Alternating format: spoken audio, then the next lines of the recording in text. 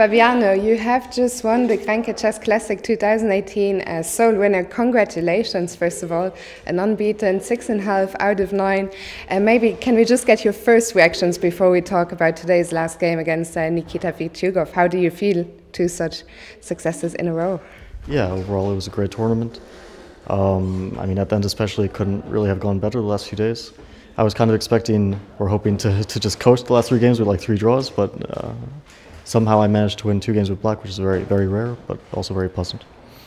Okay, so let's talk about today's game against Nikita Vitiugov. You played a novelty as early as move 5, this Queen D7 move in the Petrov in the candidates tournament in the last round against Gwishuk. You had taken on D2. Peter Liko was wondering, is that something you improved on in between Berlin and here, or how come you took on D2 and at the time and played Queen D7 today?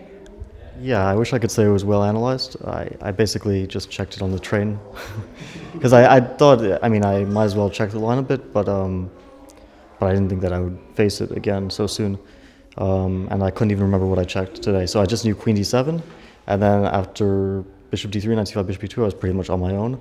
But I wanted to kind of keep up appearances, so I was playing fast. I mean, I had the vague notion that I can play G6, and then it got sharp once he played Knight G5. It got very, but I felt like I have a solid positional foundation. I mean, a very good structure. His Knight on B3 is misplaced, but I mean, it just went so smoothly after that. Tell us, it seemed like, as you just pointed out, you got out of the opening well, semi-bluff, semi-preparation. Where did things go seriously wrong for Nikita? What was the turning point?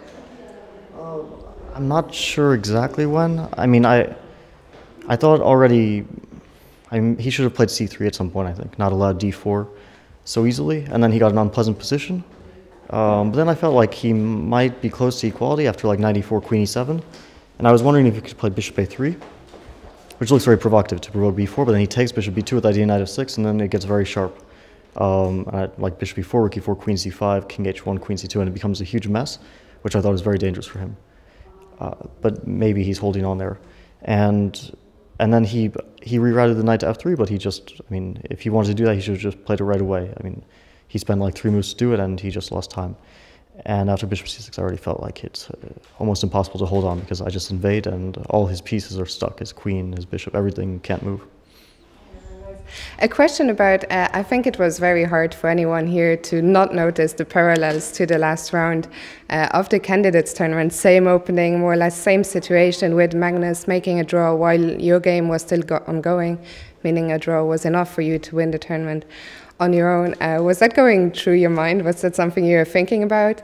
And also, I guess here, unlike the candidates, you couldn't offer a draw because it wasn't move 40 yet, or it was move 40 when he resigned. But and how far was that all going through your mind? I mean, even if I could, I would never offer a draw in this position. It looked completely winning to me around the time that Magnus drew, and no risk, and I'm like up 15 minutes on the clock. I wouldn't make a draw under any circumstances here. A question about the waiting situation with your excellent performance in Berlin and here. You are back to the number 2 spot on the live ranking list. And how far do you follow these things? And how far do you care about being number 2 behind Magnus before you take him on later this year? Now, I was really hoping to get my rating to 28-19 because this is a prime number, and there are a lot of conspiracy theories around my rating. Salov was writing some really interesting stuff about my rating at 2784. And I figured if there's a number which is absolutely, you can't divide by anything, then he'll have a very hard time finding any conspiracies with it. But I'm still a bit off, I think, so I'm sure he'll find something. At the final press conference in Berlin, when asked about your upcoming match against Magnus, you said you would be playing here and you were hoping to send a message here. Did you feel you managed to do that? I mean, I don't know. In our individual game, he was, I mean, I was on the back foot for pretty much the entire game. But overall, I think I did, I guess, play better than him. I had a lot of lucky breaks, but I also played a number of, I think, quite good games. Like today and against Maxime, and probably also against Arkady was a decent game. So overall, you need some luck to win a tournament. Overall, I'm very satisfied. And then a last question about your upcoming plans. You mentioned in your previous interview you're going pretty much straight on to play in the US Championship. How do you feel now with those 2 successes? Are you looking forward to that tournament? Or do you want to make it 3 in a row, or are you completely exhausted? Yeah, I'm completely exhausted, but I'm still motivated. It's an important tournament for me. I mean, the US Championship is very strong, and it's also a nice title to have under your belt. And I'm not the defending champion anymore, so I want to kind of reclaim that title.